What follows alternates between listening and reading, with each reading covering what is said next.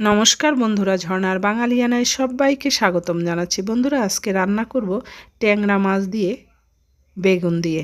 বন্ধুরা, আমি তার জন্য এখানে ট্যাংরা মাছ নিয়েছি, ভালো করে ধুয়ে পরিষ্কার করে নিয়েছি, আর হলুদের গুঁড়া, মরিচের গুঁড়া আর লবণ দিয়ে মেখে নিচ্ছি মাছ ভাজার জন্য।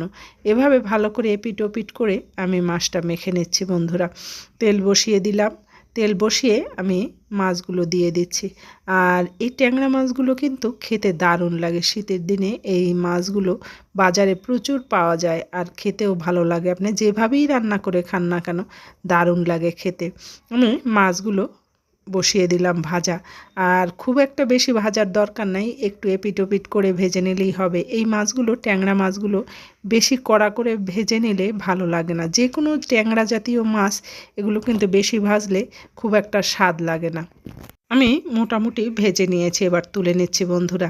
আর দেখেন, আমার মাছগুলো কিন্তু খুব বেশি করে ভেজে নেয়নি। বন্ধুরা, এভাবে ট্যাংরা মাছ ভেজে রান্না করলে কিন্তু দারুণ লাগে, তবে একেবারে না ভাজলেও কিন্তু ভালো লাগে না। আমি বাকি মাছগুলো এবার ভেজে নেব একে একে। মাছগুলো ভাজা হতে থাকে, এদিকে আমি বেগুনটা কেটে নিই। আমি একটা বেগুন নিয়েছি, আর বেগুনকে আমি মোটামুটি 6 ফালা করে নিয়েছি বন্ধুরা। আর মাছ তুলে নিচ্ছি, বেগুন কাটা হয়ে গেছে, মাছ তুলে নিচ্ছি। এবার এদিকে বেগুনও আমি ধুয়ে পরিষ্কার করে নিয়েছি, এবার একটু ভেজে নেব। আর বেগুন দিয়ে মাছ রান্না করলে বেগুনটা ভেজে নিলে কিন্তু একটু ভালো হয়, না হয় একটু শক্ত শক্ত থাকতে চায়। সেই জন্য যদি একটু ভাজা করে নেওয়া যায় তাহলে কিন্তু এই বেগুনের স্বাদ খুব ভালো হয়। বন্ধুরা, আমি হালকা একটু হলুদ দিলাম আর একটু লবণ দিয়ে ভেজে নিচ্ছি। খুব করে ভাজবো না, একটু এপিট ওপিট করে যাতে একটু দাগ লাগে সেরকম করে বন্ধুরা ভেজে নেব। আর এভাবে করে যে কোনো মাছ বেগুন দিয়ে রান্না করলেও কিন্তু দারুণ লাগে। দেখেন, আমার কিন্তু বেগুন ভাজা হয়ে গেছে, এবার আমি বেগুন তুলে নেব বন্ধুরা। আর আমি এবার রান্না বসিয়ে দেব। দিয়ে দিলাম একটা কড়াই, আর তার মধ্যে দিয়ে দেব এবার পরিমাণ মতো তেল। বন্ধুরা, আমার তেলটা প্রায় গরম হয়ে আসছে, এবার এর মধ্যে দিয়ে দিলাম কালো জিরা ফোড়ন। আর এই কালো জিরা ফোড়ন দিয়ে কিন্তু আজকে আমি ট্যাংরা মাছ রান্না করব। এর মধ্যে দিয়ে দিলাম হলুদ, আর দিয়ে দিলাম একটু জল, কারণ হলুদ দেওয়ার সাথে সাথে জল না দিলে হলুদটা পুড়ে যায়, আর জল দিলে হলুদের রং পাকা হয় আর গন্ধটাও তাড়াতাড়ি চলে যায়। এবার আরও একটু জল দিয়ে দিলাম, এবার বাকি মশলা দিয়ে দেব। দিয়ে দিলাম এবার মরিচের গুঁড়া।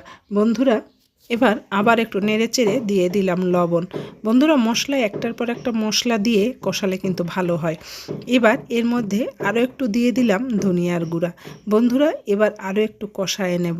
মশলার মধ্য থেকে যতক্ষণ না ভালোভাবে তেল বের হয় ততক্ষণ কিন্তু নেড়ে যেতে হয়। এবার দিয়ে দিলাম গরম জল, পরিমাণ মতো গরম জল। আমার এই রান্নায় যতটুক ঝোল লাগবে আমি ততটুক দিয়ে দিলাম। আর আজকে আমি মাছ একটু ঝোল ঝোল রান্না করব, পাতলা পাতলা একটু ঝোল থাকবে, এটা খেতে কিন্তু দারুণ লাগে। এই পর্যায় পর্যন্ত যে যেখানে বসে বন্ধুরা দেখছেন সবাইকে অসংখ্য ধন্যবাদ। বন্ধুরা, যদি ভালো লেগে থাকে লাইক, শেয়ার, সাবস্ক্রাইব করতে ভুলবেন না।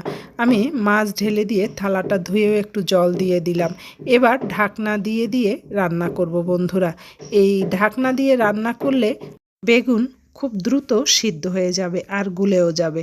আর ঢাকনাটা না দিলে বন্ধুরা এই বেগুন কিন্তু একটু শক্ত শক্ত থেকে যেতে চায়, সেই জন্য অবশ্যই ঢাকনা দিয়ে রান্না করতে হবে। বন্ধুরা, আপনাদের যদি রেসিপিটা ভালো লাগে তাহলে অবশ্যই একটা কমেন্ট লিখবেন। আপনারা একটা কমেন্ট আমাকে অনেক উৎসাহ জাগায় নতুন নতুন রেসিপি করার জন্য। বন্ধুরা, এবার দিয়ে দিলাম ধনিয়া পাতা। শীতের দিন ধনিয়া পাতা না দিলে কিন্তু তরকারিতে, মাছে স্বাদই আসে না, সেরকমই যেন মনে হয়। এবার দিয়ে দিলাম টালা জিরার গুঁড়া, শুকনো খোলায় টালা জিরার গুঁড়া। এবার আরও একটু নেড়ে চেড়ে মশলা আর ধনিয়া পাতাটা একটু মিশিয়ে দেব, যাতে সব মাছ তরকারির মধ্যে এটা খুব ভালোভাবে মিশে যায়। বন্ধুরা, আমার মাছের ঝোল কিন্তু হয়ে গেছে, আমি তুলে নিচ্ছি। বন্ধুরা, এত সময় ধরে যে যেখানে বসে আমার এই রেসিপিটা দেখলেন সবাইকে অসংখ্য অসংখ্য ধন্যবাদ। ভালো থাকবেন, সুস্থ থাকবেন। আবার নতুন একটা রেসিপি নিয়ে আপনাদের সামনে হাজির হব। ধন্যবাদ সবাইকে।